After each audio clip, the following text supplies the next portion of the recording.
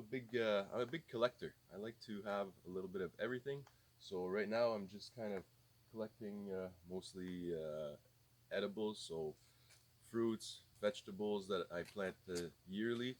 Um, Lots of fruit trees, small fruits, and now I've gotten into a lot of flowers as well to bring in pollinators. So I don't really discriminate against anything. A lot of stuff doesn't necessarily have its proper home yet, but it's somewhere on the location, and I can move it in the future. It can find its final home. Feeding the family is probably the main focus, having enough food for us, but probably in a few years, hopefully we can have an abundance where we can share or sell some of our products and stuff like that. But right now it's just kind of most of the stuff is max 4 years old, so a lot of the stuff is starting to yield, or we're hoping to get some bigger fruit next year. Like most of the bigger fruits is like apples, pears, and stuff. We have not had anything for the family yet, but lots of raspberries, strawberries, small fruits have been keeping the kids and us happy for the moment. Don't be denied, don't be denied. And let those stars in your eyes shine. We all soar to different heights. So mend those wounded wings and fly. Mend those wounded wings and fly. We all see the world through different eyes. Some choose the road, some choose the skies. High above the world, show who you are. From way down here, you're a shooting star. From way down here, you're a shooting star. Good morning and welcome to Acre, which is just a little less than an acre of land out in Val des Monts, and we we have mostly treed area on this side, so we get a lot of shade. And our sun probably starts. I don't know if you can see behind me, but at half of the land is where we start getting some decent sun to be able to grow anything. And our soil here is mostly very rocky and sandy. So if I can build up and above with some wood chips, it kind of gives me a nice, well-drained soil, and then nice, healthy soil with the years to come. And how long you been working on the project? We've been here for 4 years, I believe now. So it's nice flat land that we found. It took us a long time to find the proper house with all the characteristics of what we wanted, but we've been working on it now for 4 years here at Acre. And did you know anything about permaculture before you started? No, no, actually, we started our other house, and I started just planting just a small garden, and we then moved out from that small. I think it might have been a 8 by 8 garden to here, and when we moved here, I told my wife Mel, I said, "There's not going to be anything planted if we can't eat it." And 3 years down the line, I'm welcoming flowers for pollinators. So I'm just kind of I've I've grown to from stuff that I can eat to now flowers for my pollinators, and also to add to the beauty when you look out into the yard. Right, so this is actually our first the first tree I planted. So this is a Macintosh, and we have a Granny Smith right next to it, which are kind of looking back at it, a little bit of a mistake now, because I would not plant these cultivars at this point. We The way we picked them is we grabbed a bunch of apples at the grocery store, had a little family tasting, and whatever we liked, I basically bought at your big box nursery. And knowing that nowadays I buy more stuff that's disease and pest resistant. So these are probably not the best choice for that, but we live with nature, and we've actually this one I started, I've grafted. So this whole branch is a Liberty apple, which is also more disease resistant. So that's something new for this year is started grafting onto some trees to add to varieties and pest and disease resistance as well. Well, you do have the bugs have got it, the birds have got it, but you do have an apple. I didn't even see that. Well, that's cool. You can still eat the other half though. That's awesome. Still I good. didn't even- One slice for everybody. And we've got rocks. We grow rocks Yeah. too. So I use these for Those look delicious. to bend my branches in the way, in the configuration that I want. So yeah, we harvest lots of rocks here.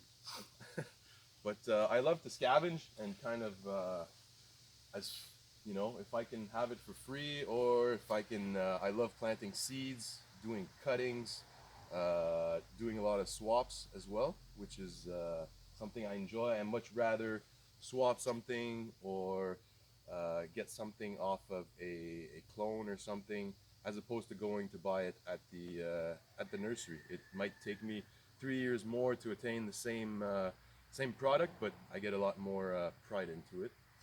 So. And how do you find swaps? Like, how do you go about? So it's actually Facebook groups that I found on online. I have one that's a fruit, either scions and stuff that we swap, or cuttings, and I have another one that's mostly flowers. So local flowers, and we get together on the fruit one. We got together this year. We hadn't because of COVID. And the flower one is basically a individual swapping with people. So in this little guild here, have you, other than the fruit trees, have you paid for anything, or is it all swaps? I paid for this. It's a Veronica, and other than that, this is thyme, but this was a little, little tiny pot of it. So no, actually this is mostly stuff Mike gave me, the comfrey here, and my mom gave me a lot of stuff. Thank you, Mom. It's my #1 sponsor. And but no, that's I try to spend as least money as I can, because it does get very expensive buying stuff at the nursery. So if I can get away from it with swapping or cuttings, then that's the route I much rather go. So we're here in front of the that's basically the vegetable garden. I've got a couple of flowers and stuff in front. We've got the kiwis here, so I've got 5 different varieties of these kiwis, and I think 7 in total. But as you can tell, we have a lot of Japanese beetles here that just love munching on. Oh, get this little guy. They just love munching on the leaves, and we don't use pesticides here, so I either crush them or I try to protect. I have a grapevine down there that I had to protect with a net.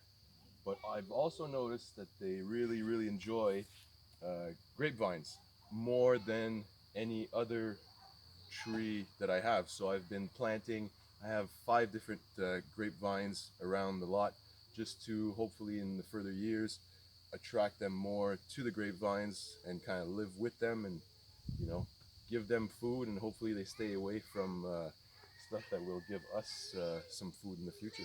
So using them as a distracting. Exactly. Yeah. Yeah. So they're kind of small right now, so they're just trying to survive the Japanese beetle. But hopefully in about 3 years, the grapevines will be lush enough to accommodate our friends and leave us some food to have afterwards. Here we are at the back of the garage, and this is actually, it's fairly new. It's about 2 years old. It used to be, well, my whole lot was just grass when we moved in, so I guess you'll get a good view of how much things have changed when Mike shows you the videos. But this is about 2 years old. All we had was I planted a plum tree, I think, on year 2. And so he's about 5 years old, and I've added, so we've got more plums here, strawberries on the ground there. Another kiwi, which he's gonna be moved to another house in the future. We've got hascap bushes here, and here's one of our newer plants back there, which is a pear tree. So not too sure what happened to it last winter because it's zone 3, I believe. But a disease-resistant plant, which is the new varieties we're now acquiring at the farm. But he's going to be in the espalier shape, so I was pretty lucky. I chopped it this year because it was actually probably about 6 feet tall last year, and then after the frost, it showed me that the top of it was just not meant to survive the summer. So I chopped it down, and now we've restarted the espalier process, and hopefully in 3 or 4 years we can have a nice pear tree and probably graft onto it, of course. We've got some raspberry patch there, as well as blueberries all around these pine trees, just to also play with the acidity of the soil. So as we know, blueberries like acidic soil, so I try to use what I have around here to make them as happy as possible. I have noticed along my fence, which is the south is right behind the camera, so this would be the south facing wall. Not much survives there. So next year we're probably going to go with some peppers or something that likes lots of warmth, because our raspberries there are probably 2 years old. Those are yellow raspberries, and I think I've eaten one. So it's those are the things you figure out with time. You know, certain things I've moved around because of bad sun analysis that we did at the beginning of the year. But when we moved in, you know, I didn't know how much shade we had, and I was very eager to plant some stuff. So I have some asparagus that are kind of in the shade that need a new house, but just need to find the space, proper space for them. But all of your south-facing walls aren't necessarily because you've got a spot over here by the side of the garage. Here's your protected grate. We've found by the side of the garage there's just enough mix for heat and a little bit of water as well. But this year we've had the greenhouse, so which has been really nice for the beginning of the season and gave us a nice beginning on peppers. So we're yielding some the best peppers this year compared to last year, where I had probably 20 pepper plants and 2 peppers. But you learn. This year I've planted different kinds of peppers to see, you know, what grows best here, and everything is growing, of course. So yeah, it's not really giving me any indication, but I'm not going to complain about this at all. and this is one of your older garden beds too, eh? Yeah, Like yeah. a little more established. This one was actually the only one that was here. It was half of the size, and it's actually, it used to be, so there was flowers. I took them out and transplanted them, and then I had wild raspberries. Another first experience where I was like, raspberries, sweet, I'm gonna plant them. I probably had 200 raspberry plants here, and they were giving me raspberries tiny, smaller than my pinky. So I ripped them all apart. That was a couple years too, probably 2 years to get them all gone, because they like to sprout underground. So yeah, now it's basically a raspberry and a pepper and garlic at the beginning of the year, and we'll do a little bit of a rotation with those, kind of move stuff around. But there'll probably be some more fruit plants here in the future. There's two kiwis there too, which are the colomicta. So these guys are gonna grow up And go a little taller. And is this a coneflower here? That is a coneflower, Nice. and you can see what Japanese beetles do to it. Like they really eat. They've eaten it. Oh. Yeah, down. Pause for the cause. Yeah. So yeah, the Japanese beetles are really destroying a lot of stuff. Like they're actually eating the raspberries this year too, like the actual fruit. But we're sharing with nature and just trying to find a way got to find something that eats something around it. Japanese beetles. Because they are definitely not going anywhere. And so you've got all these different trellis, so that like old gate parts and fence parts and stuff like that. Are those things that you bought, or? Oh no, I'm a big junk collector, and Mel tells me to stay away from stuff on garbage day. I tend to drive around, and if I see something made out of metal that I could use for trellising or composting or anything, I just kind of pick it up. I have my junk pile that's now behind the fence, which Mel likes a lot more. And but I love, giving this a second life. And there's lots of stuff around the yard that I've picked up. Just basically, this was a buddy of mine that gave me. I did kind of a system that's all modular around with all these posts. And thanks, Seb, for those posts. But super useful. We're trying to have a system that we learn every year what works and doesn't work. But yeah, I love giving stuff a second life. This was not here. I brought in, I imported these rocks in my Mazda 3, one by one, and I definitely made this, our ground a lot heavier with a lot of rocks. I'm a big rock collector. We've got a little bit of everything here. We've got some kale, some cucumbers growing along, which we haven't been here in a few weeks, so there's a lot of picking to be done in, well, today probably. Yeah, there's more on the ground there, got buddy. Some squash down there. Got some ground cherries, which Theo is chowing down on. Peppers, some oregano, kiwi.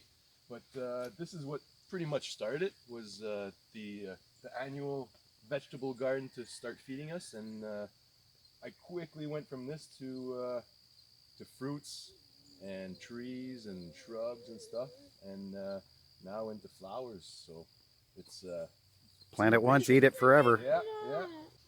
Bad example, but this is basically what'll happen quicker when it's on the ground. I mean, we've had a lot of rain in the last week. Has been raining most days, so I mean, it's inevitable that it's going to happen, but it actually gives us much better air circulation than having it just on the ground. And I can stack a lot more stuff inside of this. Like the cherry tomatoes, are probably a foot apart, so it gets me a lot better yield. We've got all the squashes. Yeah, let's check out your squash, because you don't have the squash, like you don't have a squash bra or anything like that. So we've got, they're just sort of hanging there. These guys are just chilling. I just cut old pieces of clothing every year and tie them up, but they basically hold on by themselves. And as you can tell, they really like it. The butternut is doing really good this year. Every year there's somebody that does better, and then somebody that doesn't do as well. This is it had the squash borer in it, which I took out, but we'll hopefully get one squash off of this guy. Squash borer is gone, but I left him there too long, so he's done the damage. But it's part of the process of learning. Yeah, and you've got drip irrigation in here. Yeah, we've got drip irrigation, which is mostly used at the beginning of the year. So I've got a timer coming from the house underground, and then it pops out. If you want to come see. Yeah, there's one more plant, buddy. So we're right here. It just kind of comes out here, and I can control my watering where I want it to go and stuff. But it's mostly used at the beginning of the year, and then when the plants get big enough, they create enough shade that don't need to water much anymore, and they'll just do their own thing. This guy was picked. It's blackberry from my parents' cottage. Hasn't given me fruit, but I tasted it. I liked it, so I dug it up and brought it home. This is the composting station. Also, trial and error. I am not a very diligent composter, so I went from having my compost out in the sun to more in the shade. It's actually nicer because it's in an area that we don't use that much. So you can go in the fort, yeah. It's down there. Yeah. And so we've got, how many bins? 1, 2, 3, 4, 5, 6, 7. 7 bins. This one is actually more chicken manure.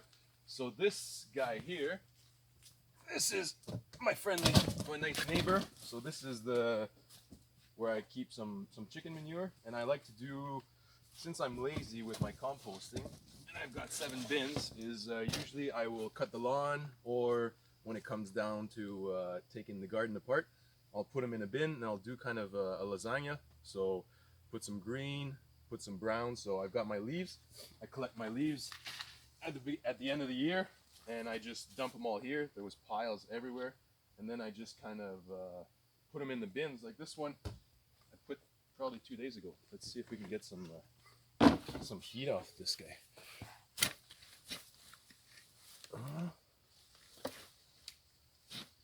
Lots of green in there. You can feel the heat. No smoke coming out, but yeah. So it's basically I just layer in stuff, and then I layer in a little bit of chicken manure for some nitrogen in there, and I try to keep it organized, knowing which one's fresher and older, but I have a very hard time with that. A lot of times I will plant stuff and have some random tomatoes growing because it hasn't been composting long enough, but just pull them out.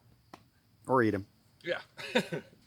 But when you moved in, you had like a pretty big like stockpile of leaves too, right? Like I think back here over the fence. Those are actually mostly seed stuff, so I'll leave that there for a couple years. So it's stuff that was very seedy and that I don't want, like especially crabgrass and stuff like that. So I'll throw that if I pull it out and I see your low grade it's about to go. Yeah. Throw it in there, and then in 2-3 years, I'm always looking for dirt, so it'll be there when I need it. So how do you use your compost then? Like when you do you add layers to the garden every year, or? I usually I used to add on top, and then I switched to wood chips about 2 years ago, and it's harder to add completely a layer of compost on it. So now what I've done is I'll just dig into the wood chips where I'm about to plant. I'll put the plant, and I'll throw a couple handfuls of compost in that area, which seems to be working. And I'll usually add probably a second handful of compost, in July or something like that, just to give it a little top extra dress, boost. Yeah, which seems to be working good. But you can never have enough. Like it's especially at the amount of planting I do. I try to plant a plant a day, if not more. Yeah? So it's can never have enough of it. We were just walking around, and I showed Mike I do tests, and I just kind of, instead of having this grass, this is a oregano patch. So the plan is probably in the future to have a bunch of patches inside the grass, and just not mow them for until they flower, and then let the bees kind of come and the pollinators come and enjoy the flowers, and then we just mow it down when it's done. But why have grass when you can have oregano? There's also sedums in there. Just doing a lot of random tests of what I could replace my grass with, because grass gives me nothing. Yeah, well, other than compost. Yeah, actually, that's true. It is true. Yeah. That grass. But there's lots of grass. Yeah, there's plenty of grass. Yeah. This is a new acquisition, little greenhouse, which we're learning about this year too. It's actually really awesome at the beginning of the year, which is what we've been through with it. And I'm hoping at the end of the year, at this point of the summer, it's a little warm in there, so I've taken everything out because we haven't been at home, and it demands a lot of watering. So, but more recycling here. This is all this whole rack I basically built. I welded all I bought was this metal, and this I picked all up in the garbage, as well as some Facebook groups. It's like old fridge racks or something? These are, or people would put them in their closets. So we're in zone 4B here. I try to push it sometimes with certain plants, but the greenhouse will give me probably an extra month and a half when the frost stops. And then at the end of the year, I'm not sure yet because it's brand new. So hopefully we can have maybe some kale. I've got some seedlings down there of kale, lettuce, some cabbage that we'll probably put in the greenhouse to have some some later bearing vegetables and to go into winter. There, that's our new.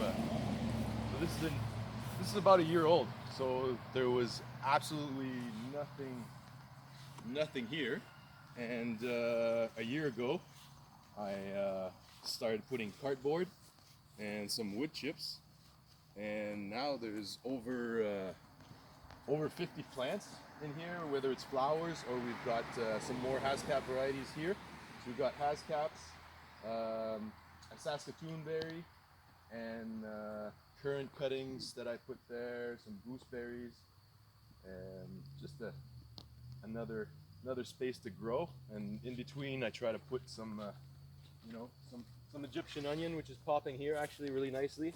The squirrels haven't gotten to those bad boys yet, but yeah, this is a fresh garden. And one thing to know is if you're using wood chips to garden, I've noticed this year a lot of these were fresh wood chips. So it's basically all wood chips, no dirt, and then I would dig up the hole where I wanted to plant, put a little bit of dirt, put my plant in. But if the wood chips aren't composted, they do suck a lot of nitrogen. So the color's not bad right now on this, but a lot of the plants, if you're putting in fresh wood chips, they'll be yellow. You know, nitrogen. They're missing nitrogen, which I'm not too worried. They'll catch up next year, and wood chips are free to me, as opposed to filling this with dirt would have been, a couple $100. So. Or using your precious compost. Yeah, and this is pretty much free. I'd say there's over 50 plants in there, and I've probably spent $50 in all of it. All my pink coneflowers are from seeds. I had no coneflowers last year, had some greenery, and then now second year I have hundreds of coneflowers everywhere. So it takes more time, but it's worth it to me. It makes me happy, and it's free. Yeah, so these are pawpaw trees, which are kind of an experiment because they're zone 5, and I'm 4-ish, so I'm hoping this microclimate will keep them warmer. There's one down here that didn't survive, so this is the reality of stuff. Yeah, they can't all be winners. Dead. We've got 3 more kind of going down there, and if they make it, they make it. Daddy, And, I want to go back inside. Okay, we can go back inside, buddy. Let's go back inside and take my slippers off. Okay. Yeah, you're walking around with your slippers, eh? Okay, I think we're out of time. So Mike was asking me about things that were successful on the land and to show him, and quite honestly, nothing is successful yet. I have to say, in 3 years I might be able to say this is successful, that's successful, but a couple of things that are really cool is here's an apricot. This one is we just planted this year from a pit, so basically had it in the fridge for about 3 months or more, and then it started sprouting, and we have now an apricot tree, which is supposed to be zone 4B, and we also have this guy's 3 years old from a pit as well, and this is a peach tree. So. And they're supposed to produce true to type. Yes, yeah. If you tree. go from pit, it's like a cutting, supposed to be true to type. We've got currant there, weeping mulberry right here, which is actually probably one of the first plants also that we put with the apple trees. This was our first fruit bearing tree, so he quickly learned that this guy gave us some fruit, and when we would walk around the yard, he would just, he was 1 year old, he'd point at the tree and go, Can you take yum, my yum, yum, slippers I want out? fruit. And was the first tree to give us any fruit in the backyard. Now we're getting some from a little bit of everywhere, but a little more every year. Well, thank you guys for coming to visit the Préjean Acre. I'm looking forward to sharing with you guys how this place looks in probably 3 years. Will be a drastic difference, and I think everybody should go out, plant some trees, plant some flowers, and get into your Facebook groups, swap groups, and grow along. As you can tell from the way I'm dressed and the color of the leaves behind me. It's been a few months since I visited Pat's site, which in the time it's taken me to edit and get everything together for the video, I've had lots of time to reflect, and really three big takeaways that I have from Pat's site. First is the vision involved in scavenging and upcycling things. A lot of us collect things. You see something on the side of the road and say, oh yeah, I might be able to use that. And then we take it, we put it in a pile behind our garage. Not saying that Pat doesn't have one of those piles, but there is movement from the pile into the garden where, oh, I need something to do this. And instead of buying something new, is able to go out and give something a new life. And having that vision and putting the time and the work into it is one thing that I would really like to do more of on our site, because frankly it saves money and it's better for the environment to use things a second and third time in different ways. Probably one of the big ones, the biggest one, is the patience and frugality go hand in hand. It's real easy to go into a garden center and spend a whole lot of money for fairly well established plants and plug them in your yard, but it takes a lot more patience to take the time not only to find what it is that you're looking for, whether it's in swaps or raising it from seeds, or finding somebody who's got the cuttings, or somebody who'll let you come and dig something out of their yard. It takes a lot of time sometimes to find the things that you actually want to find. Some of the things just aren't available in garden centers, but it takes time then to get those things established in your site. If you put them in the wrong spot to start with and they suffer, they might die on you, and you've got to do it multiple times over.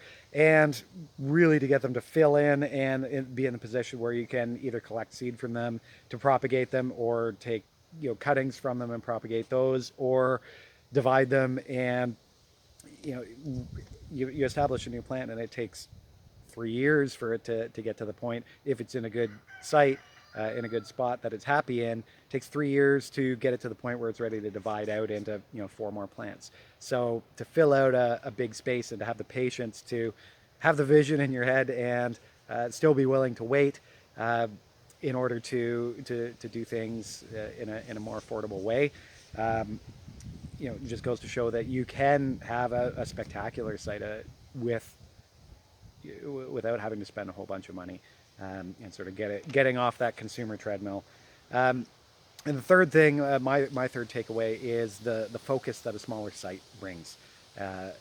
We've got 35 acres here, and probably my biggest mistake has been biting off more than I can chew. Whether it's filling in space with garden beds that I don't have plants to fill yet, whether it's just not having the resources, things like wood chips and cardboard, or even just the time to stay on top of things. It's real easy to get carried away with the size of a project and wanting to do everything at once. And having a smaller site, not that 1 acre is small by any stretch, but it's 35 times smaller than our property. So there's a bit of focus that comes along with that naturally, where it forces you to look at the space that you have as being a limited resource, and really think about things before you just sort of go out and do them. There's outside parameters on your ability to accomplish the things you want to accomplish. You have to work within those parameters, and you really have to focus to make the site work for you. So those are the things that I've taken away from it. You can let me know in the comments some of the lessons that you might have learned from touring Pat's site, and I'm looking forward to going back there in a few years and sharing with you how things have filled in and grown and changed over time. So we'll see you next time.